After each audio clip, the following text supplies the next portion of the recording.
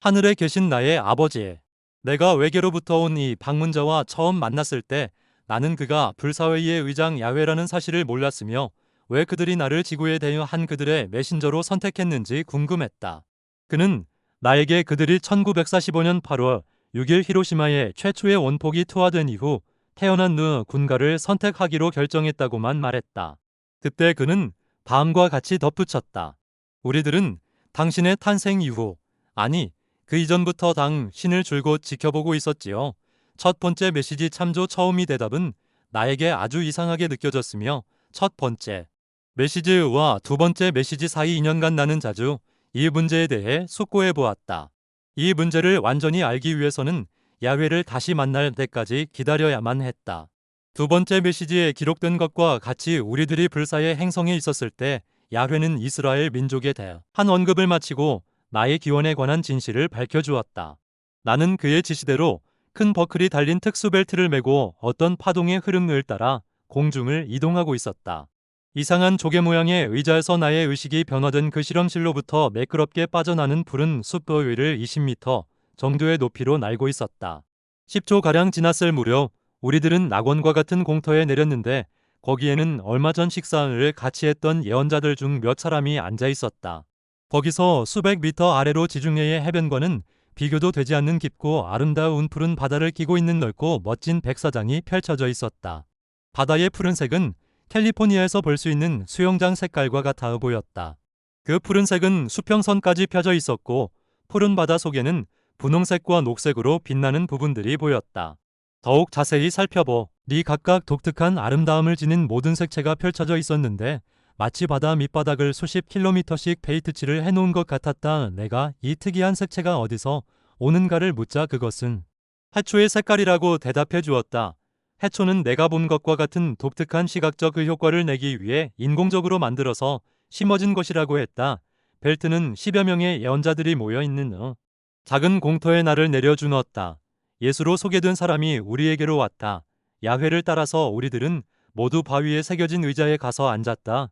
모든 의자들은 살아있는 듯한 화려한 검은 모피로 덮여 있었다.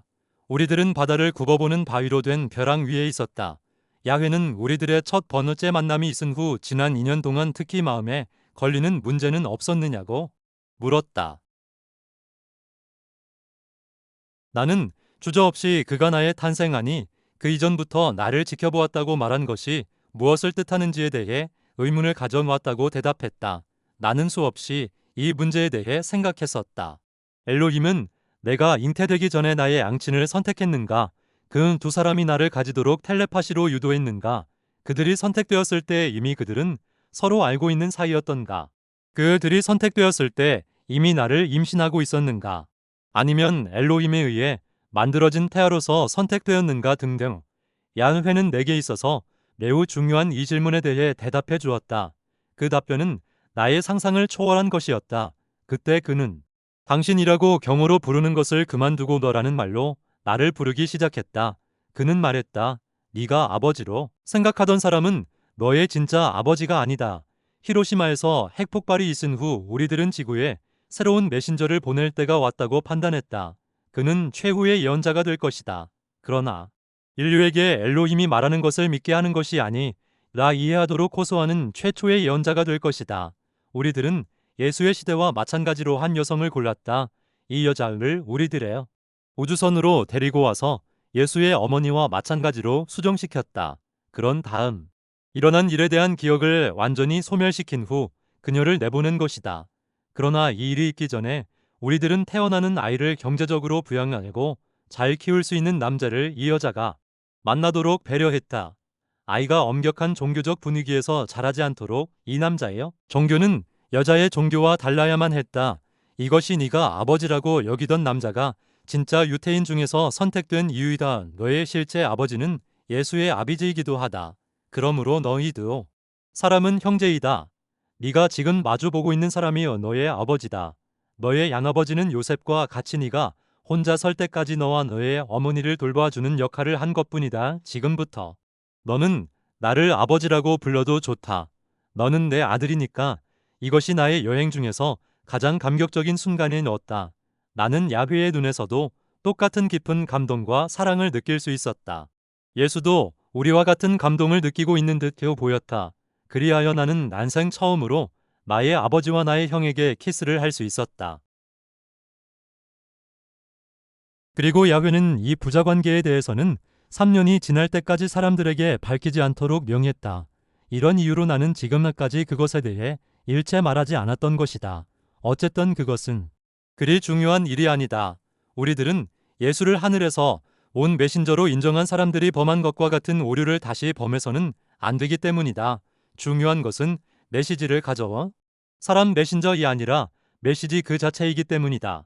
예수는 사람들에게 따라야 할 길을 보여주기 위해 지상에 은하 사람들은 그의 손가락만 쳐다볼 뿐이었다고 어떤 위대한 사상가는 말했다. 딱하게도 그것이 사실이다. 나라엘도 역시 하늘에 계신 내 아버지가 주신 메시지를 전하면서 당신들에게 따라야 할 길을 제시하고 있다. 메신저가 누의 고인가는 중요하지 않다. 무엇보다 중요한 것은 엘로힘을 우리들의 어버이들로 인정하고 그들이 원하는 대로 지구상에 그들을 맞이하기 위한 대사관을 건립하는 일이다. 중요한 것은 메신저가 아니라 메시지 그 자체이며 그 메시지를 통해 그것을 보낸 분들을 인정하는 것이다. 내 손가락을 보아서는 안 된다. 그것이 가리키는 방향을 보아야 한다. 지구에게 보내는 야훼의 메시지, 최후의 핵전쟁에 대한 계시. 나 야훼는 나의 예언자 라헬의 말을 통해 지구에 있는 모든 사람들에게 알린다. 불행히도 당신들 인류가 자기 파멸에 빠지지 않을 가능성은 100분의 1%도 되지 않는다.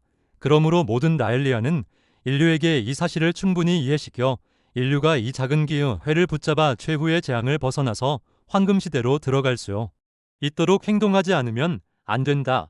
무엇보다도 강 라헬리아는 다른 사람들의 마음을 각성시키기 위해 노력함으로써 이유라고도 작은 생존의 가능성이 더 이상 약화되는 것을 막고 이 가능성이 커지도록 힘써야 한다. 장래를 예측하는 일은 불가능하다.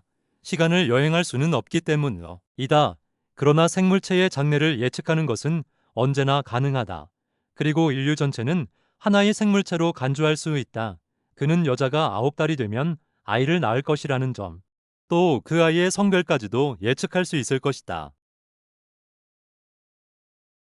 마찬가지의 방법으로 수많은 행성에서 생명을 창조해온 우리들은 인류가 그에 상응하는 지혜를 갖지 않은 채 당신들의 기술적 수준에 도달할 때 무엇이 일어나는가를 알고 있다. 이런 이유로 비록 우리들이 개인의 장래에 대해서는 예측할 수 없다 해도 임신 중에 있는 살아있는 조직체나 발전 과정에 있는 인류에게 자연적으로 어떤 일이 일어나게 되는가는 예측할 수 있다. 모체 내에서 정자와 난자가 만남으로써 최초의 세포가 형성될 때 이 세포는 완전한 인간이 되는데 필요한 모든 정보를 지니고 수많은 기능을 행할 수 있게 된다. 세포가 증가하면 증가할수록 그 기능도 증가하면서 발전하게 된다. 이 기능의 수는 어린이가 태어날 때까지 되풀이되는 세포 분열의 수에 비례한다. 태어난다 함은 생명의 모든 요구를 충족시키는 모든 기능의 기관들을 완전히 갖춘 신체가 완성되었음을 뜻한다. 이것은 인류 전체에 대해서도 똑같이 말할 수 있다. 각각의 인간은 인류라는 거대한 존재를 구성하는 하나의 세포와 같으며 그 존재는 임신 중의 분열 과정에 있는 것이다. 기능의 수, 발견의 수, 그리고 인류가 전자의연으로 장님의 시력을 되찾아 줄 수 있을 때 인간의 소리가 통신위성에 의해 태양을 넘어서 전달될 수 있을 때 그리고 실험실에서 합성인간을 창조함으로써 그들이 신과 두로 잘못 알고 있던 자들과 동등하게 될 수 있을 때 계시의 시대가 도래할 것을 쉽게 예측할 수 있었다. 이러한 예측은 실제로 종에 관한 깊은 생물학적 지식에 입각해 있다. 우리들은 수정란이 몇 개월 후에 눈을 형성하고 또 몇 개월 후에 성이 결정되는지를 알고 있다. 똑같은 법칙이 성장 과정에 있는 모든 살아있는 종에 적용된다. 우리들은 진보하고 있는 종, 이 몇 백년 후에 혹은 몇 천년 후에 과학적인 비약을 이룰 수많은 발견을 한다는 사실을 알고 있다. 이 두 과정은 똑같다. 우리들은 과거의 예언자들에게 이러한 메시지를 고술했다. 그것은 우리들이 공개적으로 우리 자신을 나타낼 수 있는 때가 될 때, 즉 모든 인간이 충분히 이해할 수 있게 될 때, 다시 새로운 신을 믿는 종교가 태어나는 일 없이 인류가 그것을 알아보도록 하기 위해서였다. 이러한 텍스트가 운대 우리들이 요한에게 고술한 묵시록 계시록이 있다. 우리들은 당신들의 텔레비전과 닮은 영상장치를 통해 계시의 시대가 될 때 인류에게 일어날 수 있는 사건들을 요한에게 보여주었다. 요한묵시록의 텍스트는 불행히도 하느님을 두려워하느냐? 일밖에 모르는 미개한 필사자들에 의해 많은 부분이 가필되고 변형되어 버렸던 요한은 우리들과의 만남을 서두로 그의 이야기를 시작한다. 나는 주님의 날에 성령의 감동을 받고 내 귀에서 울려오는 나팔 소리 같은 큰 음성을 들었습니다. 요한묵시록 1장 10절. 여기서 그는 다음과 같은 사실을 설명한 그는 주의 날이라고 부르는 일요일날 텔레파시로 우리들과 교신하려고 했는데 이것을 성령의 감동을 받고 라고 표현했다. 그리고 그는 나팔 소리 같은 금속성 목소리를 듣게 되었는데 이것은 당신들이 잘 알고 있는 확성기에 의한 소리이다. 그때 요한은 돌아서서 자신의 배후에 있는 것을 보게 된다. 그래서 나는 나에게 그런 말씀을 하시는지 알아보려고 돌아섰습니다. 돌아서서 보았더니 황금 등경이 7개 있었고 그 7등경 한가운데 여의 사람같이 생긴 분이 계셨습니다. 그분은 발끝까지 내려오는 긴 옷은 입고 가슴에는 금띠를 띠고 계셨습니다. 그분의 머리와 머리털은 양털같이 또는 눈같이 휘었으며 눈은 불꽃 같았고 발은 풀무불의 단 노체 같았으며 음성은 큰 물소리 같았습니다. 오른손에는 7별을 쥐고 계셨으며 입에서는 날카로운 쌍날칼이 나왔고 얼굴은 베나트의 태양처럼 빛났습니다. 요한묵시록 1장 12절에서 16절.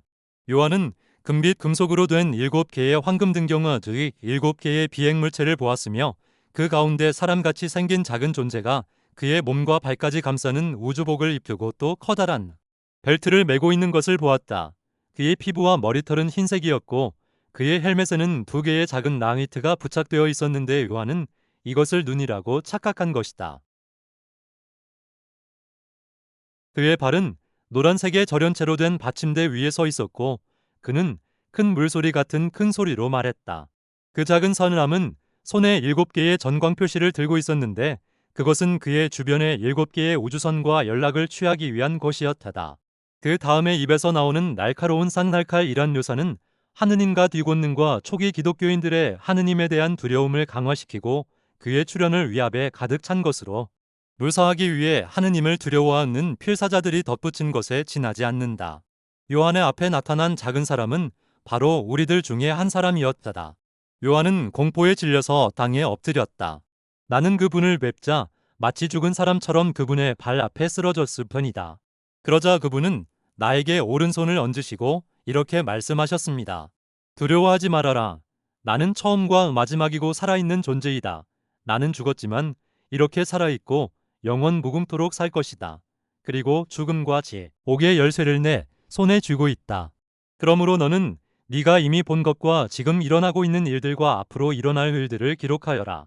요한묵시록 1장 17절에서 19절. 우리들은 요한에게 일어나라고 말하고 그가 본 모든 것과 그에게 구술한 것을 모두 기록하라고 명했다. 그리하여 때가 되면 인간이 그 기록들을 알아볼 수 있게 한 것이다. 우리들은 그에게 우리들은 처음과 마지막이라고 했는데 이것은 우리들이 지구에 최초로 온 인간이고 또 인류가 자기 파멸을 가능케 할 에너지를 발견해서 자멸하게 될 때 마지막 인간이 된다는 뜻이다. 우리들은 그에게 말을 하고 있는 사람은 이미 죽음을 경험했고 첫 번째 메시지에 설명한 것처럼과 학적인 방법에 의해 재생되어 수많은 육체를 거치면서 영원히 살고 있다고 설명해 주었다. 그 뒤에 나는 하늘의 문이 하나 열려 있는 것을 보았습니다. 그리고 처음에 내가 들었던 음성, 곧 나에게 말씀하시던 나팔 소리 같은 그 음성이 나에게 이리로 올라오너라. 이후에 반드시 일어날 일들을 보여주겠다 하고 말씀하셨습니다. 그러나 곧 나는 성령의 감동을 받았습니다. 그리고 보니 하늘에는 한 옥저가 있고 그 옥저에는 어떤 분이 한 분 앉아 계셨습니다. 요한묵시록 4장 1절 2절. 요한은 하늘에 열려진 문 즉 우주선의 문이 열린 것을 보았고 운반 광성에 의해 안으로 데려와졌다. 그는 이것을 전혀 이해할 수 없었기 때문에 성령의 감동을 받았다고 표현한 것이다. 거기서 그는 의자에 앉아있는 한 사람을 보았고 또 그 사람 주위로 24명의 다른 사람들이 높은 좌석에 앉아있음을 보게 되었다. 옥저에 앉은 사람은 나야훼이고 내 주 위에는 우리들 행성의 통치기구인 불사회를 대표하는 24명의 불사인들이 앉아있었다. 곧 나는 생각을 시각화하는 장치를 작동시켜 인류에게 일반적으로 일어나게 될 일들과 또 때가 되었을 때 일어날 일들을 요한에게 보여주었다. 그리고 보니 흰말 한 필이 있고 그 위에 탄 사람은 활을 들고 있었습니다. 그는 승리자로서 월계관을 받았었고 또 더 큰 승리를 거두기 위해서 나아갔습니다. 요한묵시록 6장 2절 이것은 7개의 봉일, 즉 인류의 역사를 구분한 7개의 장 중 첫 번째 것과 관계가 있다. 흰말에 대한 비유는 지구상에서의 기독교의 승리를 의미하며 그로 인해 구약 성서가 모든 사람들에게 알려진 것이다. 그리고 제2의 봉인이 열린다. 그러자 다른 말 한 필이 나오는데 이번에는 붉은 말이었습니다. 그리고 그 위에 탄 사람은 세상에서 평화를 없애버리고 사람들로 하여금 서로 죽이게 하는 권한을 받았습니다. 곧 큰 칼을 받은 것입니다. 요한 묵시록 6장 4절 이 붉은 말은 종교전쟁 및 일반적인 전쟁 의들을 나타내며 이러한 전쟁은 인류의 수적 증가를 늦추는 중요한 요인 중 하나가 되었다. 다음에 제3의 봉인이 난다. 그리고 보니 검은 말 한 필이 있고 그 위에 탄 사람은 손에 저울을 들고 있었습니다. 그러자 하루 품삯으로 고작 밀 한 대, 아니면 보리석 되를 살 뿐이다. 대단히 감사합니다. 여러분을 사랑합니다.